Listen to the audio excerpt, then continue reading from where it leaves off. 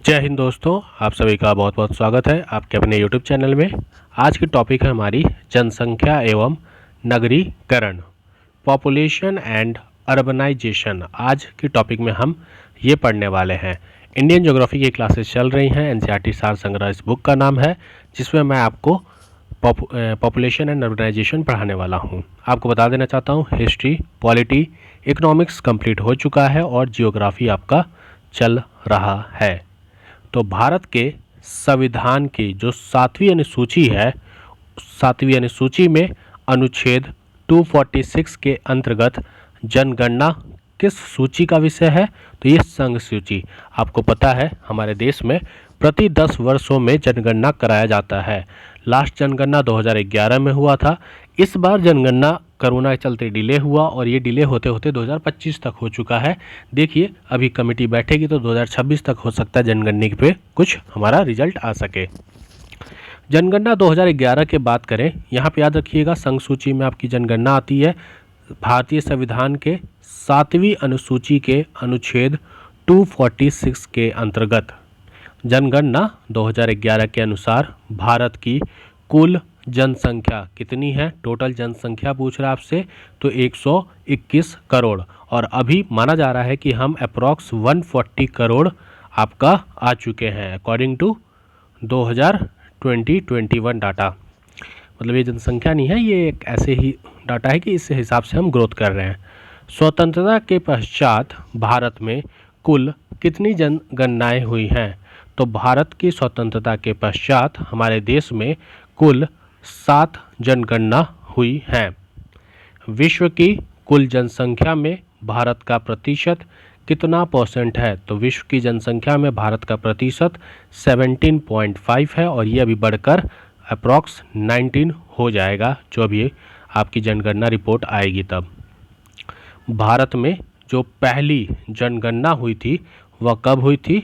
वर्ष 1872 में हुई थी। किसके द्वारा? मेयो के द्वारा। ठीक है, भारत में पहली जनगणना वर्ष 1872 में मेयो के द्वारा हुई थी और मेयो के कार्यकाल में हुई थी। वर्ष 2011 में भारत की 15वीं जनगणना संपन्न हुई है। तो देखिए हमारी स्वतंत्रता के बाद मैंने आपसे क्वेश्चन पूछा था, तो स्वतंत्रता के पश्चात हमारे देश में 7 जनगणना हुई है और टोटल 1872 के बाद टोटल हमारे देश में 15वीं जनगणना थी। ये अभी 16वीं जनगणना का रिजल्ट मतलब आएगा। आगे बात करते हैं जनगणना 2011। इसके अनुसार भारत का कुल जनसंख्या घनत्व, पॉपुलेशन डेंसिटी की अगर हम बात करें तो ये कितनी है? 382 प्रति व्यक्ति किलोमीटर, वर्ग किलोमीटर। जनगणना 2011 के अनुसार किस राज्य की पॉपुलेशन डेंसिटी घनत्व सबसे ज़्यादा है? तो वह है बिहार। बिहार में पॉपुलेशन डेंसिटी कितनी है? 1106 व्यक्ति प्रति वर्ग किलोमीटर और हमारे देश में 382। तो 382 याद रखिएगा देश का है और बिहार का है 1106। जनगणना 2011 के अनुसार सबसे कम जनसंख्या घनत्व वाला क्षेत्र या राज्य कहिए कौन सा है? तो वह है हमारा अरुणाचल प्रदेश। अरुणाचल प्रदेश में 17 व्यक्ति प्रति वर्ग किलोमीटर हैं और सबसे ज़्यादा कौन सा है? बिहार। बिहार में कितना है? 1106। ठीक है। जनगणना 2011 के अनुसार भारत की दशकीय वृद्धि, मतलब जो 10 साल में वृद्धि दर होती है वह कितनी है? 17.64। तो 2001 से 2011 के बीच में 17.64 दर से आपका जनसंख्या बढ़ी है और माना जा रहा है कि ऐसे ही धीरे धीरे मान लीजिए इस बार भी थोड़ी बड़ी होगी, लेकिन जनसंख्या इस स्पीड से अब नहीं बढ़ रही जितना पहले बढ़ रही थी। जनगणना 2011 के अनुसार भारत देश में जो पुरुषों की कुल जनसंख्या है वह 62.32 करोड़ 62.32 करोड़ पुरुषों की जनसंख्या है और महिलाओं की अगर हम कुल जनसंख्या की बात करें तो वह 58.75 करोड़ है। जनगणना 2011 के अनुसार सबसे अधिक आबादी वाला राज्य उत्तर प्रदेश है। जनगणना 2011 के अनुसार भारत देश में सबसे अधिक आबादी वाला राज्य उत्तर प्रदेश है। यहाँ की जनसंख्या कितनी है? 19.98 करोड़। जनगणना 2011 के अनुसार न्यूनतम जनसंख्या वाला राज्य सिक्किम है। सबसे कम जनसंख्या सिक्किम में है, सबसे ज़्यादा जनसंख्या उत्तर प्रदेश में है। तो सिक्किम में कितना है? 6.10 लाख। सर्वाधिक जनसंख्या वाला केंद्र शासित प्रदेश दिल्ली है, 1.6 करोड़। भारत में 3 सर्वाधिक नगरीकृत राज्यों का अवरोही क्रम क्या है? तो सबसे ज़्यादा आपके सर्वाधिक नगरीय शहर कहाँ हैं? गोवा में 62.1%, मिजोरम में 52% और तमिलनाडु में 48.4%। भारत के किस राज्य में नगरीय जनसंख्या का जो घनत्व है वह सबसे ज़्यादा है? तो वह राज्य है तमिलनाडु। भारत में जो पुरुषों की साक्षरता दर है, जिसे हम मेल लिटरेसी रेट कहते हैं, वह कितनी है? 82.14%। ठीक है, 82.14% मेल लिटरेसी रेट है।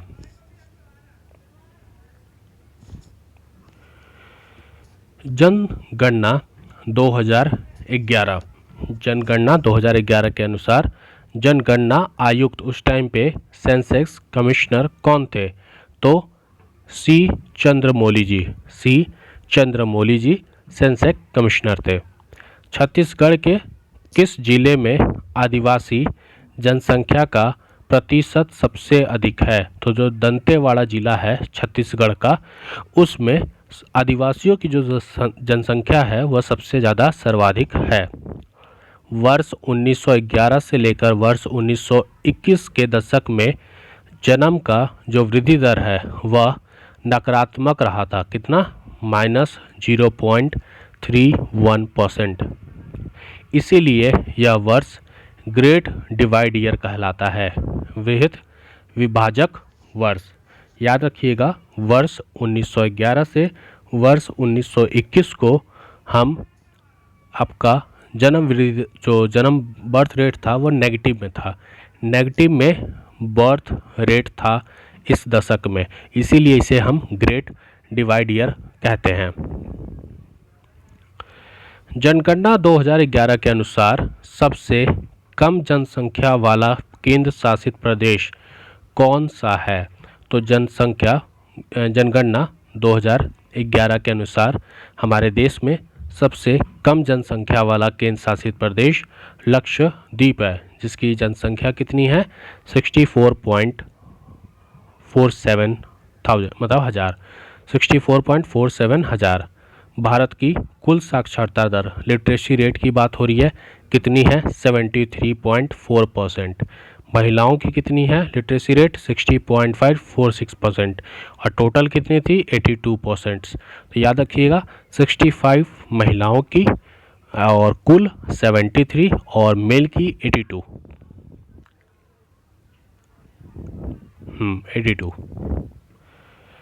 भारत में जो सबसे अधिक साक्षरता राज्य है वह है केरल, 94%। सबसे ज़्यादा सर्वाधिक पुरुष साक्षरता दर वाला राज्य भी केरल है, 96.11%।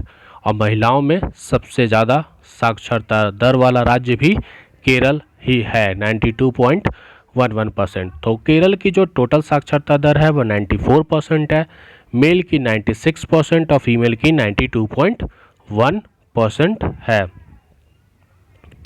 अगर हम इसी में न्यूनतम साक्षरता दर वाले राज्य की बात करें तो वह राज्य हो जाएगा बिहार, 61.80%।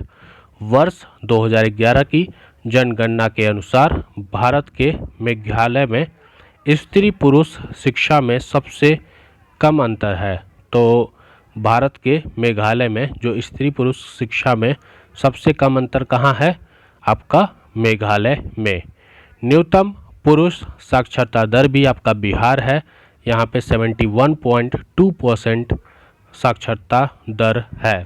तो देखिए, एक मिनट, थोड़ा सा मैं ऊपर, हाँ, अब आपको दिख रहा होगा कि बिहार का साक्षरता दर कितना है? 61.8%। मेल का कितना है? 71%। और अगर हम फीमेल की बात करें तो 51%। तो 51%, फिर आपका 61%, फिर आपका 71%। 51% फीमेल का, 61% टोटल है और 71% मेल। तो ये है हमारे कहाँ का? बिहार का। क्लियर? चलिए आगे बढ़ते हैं। भारत में सर्वाधिक साक्षरता वाला केंद्र शासित प्रदेश कौन सा है? लक्षद्वीप, 91.85% लक्षद्वीप। भारत में जो लिंग अनुपात है वह कितना है? तो ये आपका 943 महिलाओं में 1000 पुरुषों का है। ठीक है। सर्वाधिक अगर हम बात करें तो ये कौन सा राज्य हो जाएगा? आपका केरल हो जाएगा, जो केरल में सर्वाधिक लिंग अनुपात है कितना? 1084। केरल में 1084 है। और न्यूनतम की बात करें तो न्यूनतम आपका हरियाणा हो जाएगा, 878। क्लियर? तो टोटल अगर लिंग अनुपात की बात करें तो 943 हमारे देश का है, केरल सबसे सर्वाधिक 1084, हरियाणा सबसे कम 878। जनगणना 2011 के अनुसार भारत में 0 से 6 वर्ष के बच्चों का जो अनुपात है, लिंग अनुपात, वह 919 प्रति 1000 है। ठीक है, 919। और देश का महिलाओं के प्रति देखा जाए तो 943 है। भारत की जनगणना 2011 के अनुसार केरल में शिशु जनसंख्या है उसका प्रतिशत ग्रामीण क्षेत्रों में न्यूनतम है। तो ग्रामीण क्षेत्रों में शिशु जनसंख्या का जो प्रतिशत है वह केरल में न्यूनतम है, अकॉर्डिंग टू सेंसस 2011। अब जनगणना 2011 राज्य तथा केंद्र शासित प्रदेश से संबंधित कुछ महत्वपूर्ण तथ्य हैं, इसके बारे में हम देखते हैं।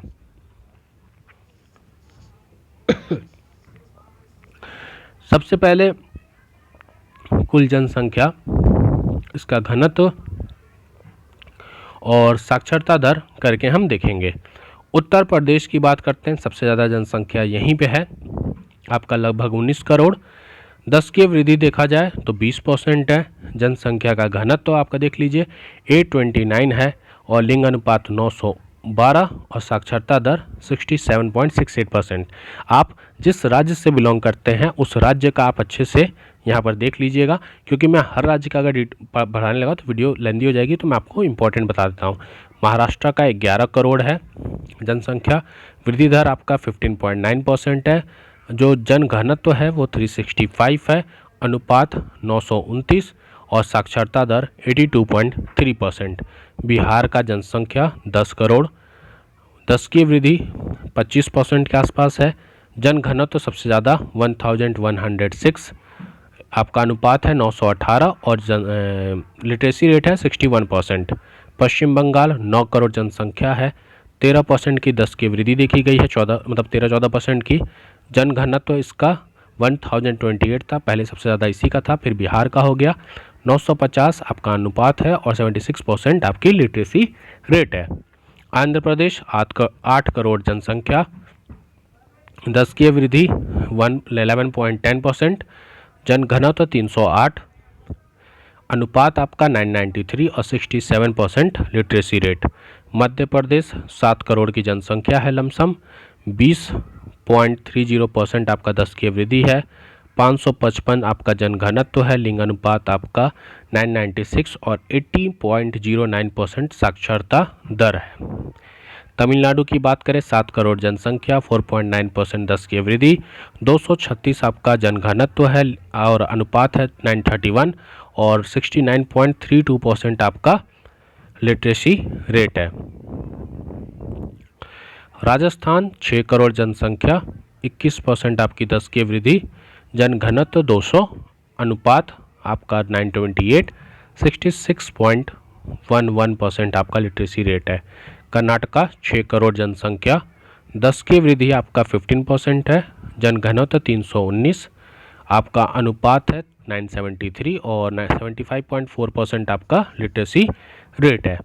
वैसे गुजरात का 6 करोड़ जनसंख्या, 19.7 आपका जनघनत्व, 10 की जनविधि है 19%, जनघनत्व 308, लिंग अनुपात 919, 78.03% लिटरेसी रेट है। क्लियर। उड़ीसा का देख लीजिए, फिर केरल है आपका, झारखंड है, असम है, पंजाब है, छत्तीसगढ़, हरियाणा, दिल्ली, जम्मू कश्मीर एवं लद्दाख, उत्तराखंड, हिमाचल प्रदेश, त्रिपुरा, इन सब का आप एक एक करके देख सकते हैं। क्योंकि एक ही चीज़ को मैं रिपीट करूंगा, वीडियो लेंदी हो जाएगा, तो आप अच्छे से वीडियो को पॉज करके सारे डिटेल्स को अच्छे से पढ़ लीजिएगा। ठीक है, मैं आपको धीरे धीरे स्लाइड ऊपर कर रहा हूं, जिससे आप सारे डिटेल को एक एक करके अच्छे से पढ़ सकते हैं और सारी चीज़ों को अपने नोट्स में लिख भी सकते हैं। ठीक है, तो यहाँ देख लीजिए, और यहाँ हम देख सकते हैं दमन एंड द्वीप का देख लें तो 2 करोड़ जनसंख्या है। लक्षद्वीप की जनसंख्या 64,473 है। भारत की कुल जनसंख्या यहाँ पे दी गई है। भारत का यहाँ पे 10 की वृद्धि 17.64 है।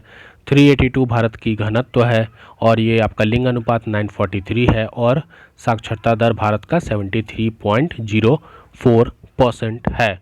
उत्तर प्रदेश की जनसंख्या सर्वाधिक है और सिक्किम की जनसंख्या सबसे कम है।